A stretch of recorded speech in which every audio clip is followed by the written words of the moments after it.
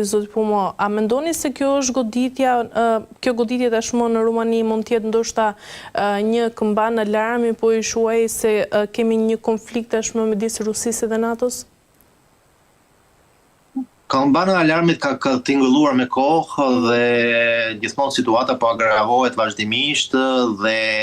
nuk janë sigurisht këto dronë që do të shënonin një kthim akoma më të keq të situatës në këtë drejtim. Por, do me thënë sigurisht që këto, le të themi, dronë, këto situata janë një tjetër argument për të hedhur më tepër benzinë në luftës, le të themi zjarrit të luftës, dhe kjo e bën situatën edhe më të rrezikshme, e gravon akoma më tepër. Por,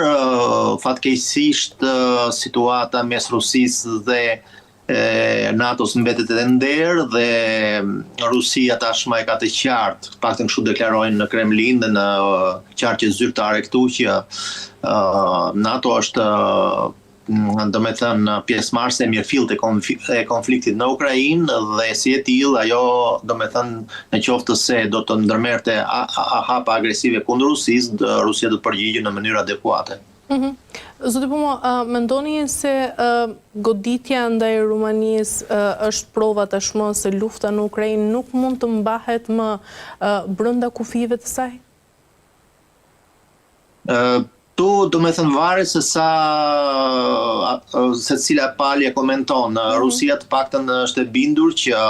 nga njëra anë ata kanë deklaruar që në qoftë se Ukraina i përmbahet disa pikave që neve kërkojmë, thonë rusët. Dhe një nga këto pika është më thënë zënia e territorit të Donbasit, do me thënë administrativ të Donbasit tërësisht, mos pjesëmarrja e Ukrainës në NATO, respektimi të drejtave të popullatës rusëfolse. Këto janë pikat kryesore për zbatim që kanë vënë rusët dhe në qoftë se këto pika do të realizoheshin, ne thanë rusët do të ishim shumë afër zgjidhjes së konfliktit dhe përfundimit të konfliktit. Në qoftë se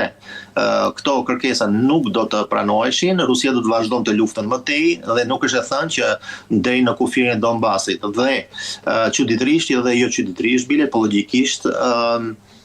do me thënë synimi kryesor mbas Donbasit është pikërisht Odesa. E qartë. Mirë, zoti Pumo, përpara se ta mbyllim dhe të kalojmë tek Irani dhe SBA, tashmë kur janë goditur dhe civil në territorin e NATO-s, a mendoni se ka ende vend për diplomaci? Gjithmonë, derisa nuk ka filluar lufta mirëfillt mes NATO-s dhe Rusisë, të flasim ball për ball, sigurisht që duhet bërë gjithçka për të menjanuar për shkallëzimin e situatës dhe plasjen e luftës së nxehtë mes NATO-s dhe për më tepër që edhe NATO nuk është gati për këtë luftë. Ky është arsye kryesore pse kjo në luftë nuk shpërthen, por dhe Rusia nuk ka dhe dëshirën, ndoshta nuk ka dhe mundësitë dhe fuqinë sepse i ka goxha të përqendruara në Ukrainë dhe forcat të reja apo të freskëta apo të tepërta për të ekspozuar në luftën me NATO nuk i ka. Prandaj të dyja palët nuk janë gati për të filluar luftën, për të zhvilluar luftën, do të bëhet një luftë diplomatike me fjalë, me deklarata, me kërcënime, po fund të fundit do të jetë një tenxhere me presion që do të lëshojë avull dhe pastaj do të shkojnë në normalitetin e vet.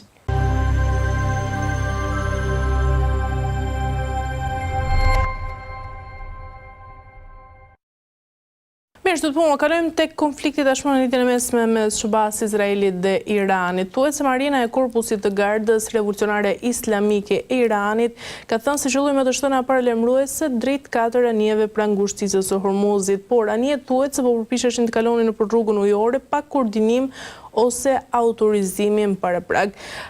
Cili është sinjali, zoti Pumo, strategjik që po jep tashmë Teherani me të shtëna paralajmëruese ndaj anijeve në një nga korridoret më jetike të botës, ashtu si e kemi shuar? Teherani po përpiqet të fitojë maksimumin e dividendeve politike në radhë të parë nga ky konflikt tashmë, duke e parë që ai ka arritur mbar do me thënë luftës për ekzistencë, sigurisht që humbjet e Iranit janë të jashtëzakonshme, materiale, fizike, njerëzore, por vetë fakti që ai rezistoi fuqisë më të madhe botërore ushtarake, pra Shtetet Bashkuara të Amerikës plus edhe Izraelin, mund të themi që në një farë mënyrë konsidero dhe vetë shpalli në fakt veten Irani fitues, por nga ana morale vërtet Irani del edhe më i fortë se më përpara nga kjo luftë. Nga ana tjetër flitet për marrëveshjen që ajo është tashmë arritur dhe firmosja e presidentit Trump pritet. Pra jemi pranë këtij akordi gjithsesi, pavarësisht nga ato të shtëna, nga ato goditje,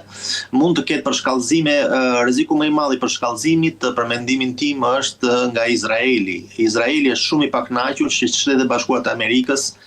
dhe Irani po përpiqen të arrijnë në një marrëveshje dhe janë afër kësaj marrëveshje.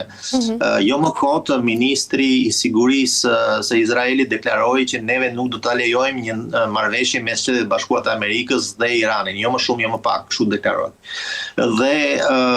sigurisht administratës amerikane do të duhet t'i vëj fre edhe Izraelit, por edhe atij lobit ebre shumë të zhvilluar dhe të fuqishëm në Shtetet Bashkuara të Amerikës. Nga ana tjetër Amerika e ka vendosur tashmë që kjo luftë mund të paktën të vihet në pauzë, për 60 ditë të paktën, në mos përfundimisht, dhe për të përpjekur për të 60 ditë për të arritur një marrëveshje adekuate, për të rinormalizuar punën e kanalit të Hormuzit dhe të zhbllokimin e situatës me le të themi cisternat e ndryshme që janë bllokuar atje dhe me funksionimin normal të ngushticës për të zhbllokuar dhe trafikun e 20% të naftës botërore. E qartë, zoti Buma, nga ana tjetër, deri ku mund të shkojë Irani pra në emër të saj që quan mbrojtjen e sovranitetit, por pa provokuar këtu një reagim ushtarak ndërkombëtar? Unë besoj që edhe Irani i ka, si të themi, frika ruan vreshtin. Ata nga njëra anë sigurisht që kërcënohen që janë mallkuar qoftë imperializmi amerikan etj, por gjithsesi ata kanë sigurisht edhe mbështetjen të Rusisë e kanë më tepër morale se sa konkrete, ndërsa nga Kina besoj që kanë më tepër ndihmë aktualisht,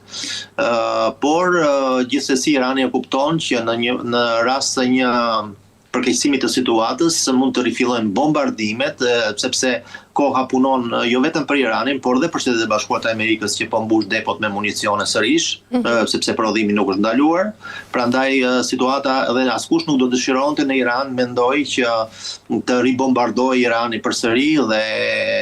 është më e thjeshtë, më logjike të paktën për të rënë ujdi duke i dorëzuar atë uraniumin 450 kg të uraniumit të pasuruar, flitet që është pasuruar deri në 60-70%, apo edhe deri kanë vajtur deri në 80, thonë në kohë të saktuara, por në qoftë se më përpara Irani propozonte që këtë uranium ta çonte për ruajtje në Rusi, tashti propozon për ta ruajtur Kina këtë sasi uraniumi. Kjo demonstron për mendimin tim që Irani ka një mbështetje të saktuar nga Kina dhe është e çuditshme sepse Kina zakonisht nuk përzihet kurrë në, le të themi, në pazare ushtarake, në situata ku kanë qenë konflikte ushtarake etj, më tepër forca e Kinës dhe taktika e Kinës ka qenë gjithmonë depërtimi me të urtë, me të butë dhe ekonomikisht, duke ndikuar, domethënë, në vende të ndryshme të botës. Në saktu ata po përpiqen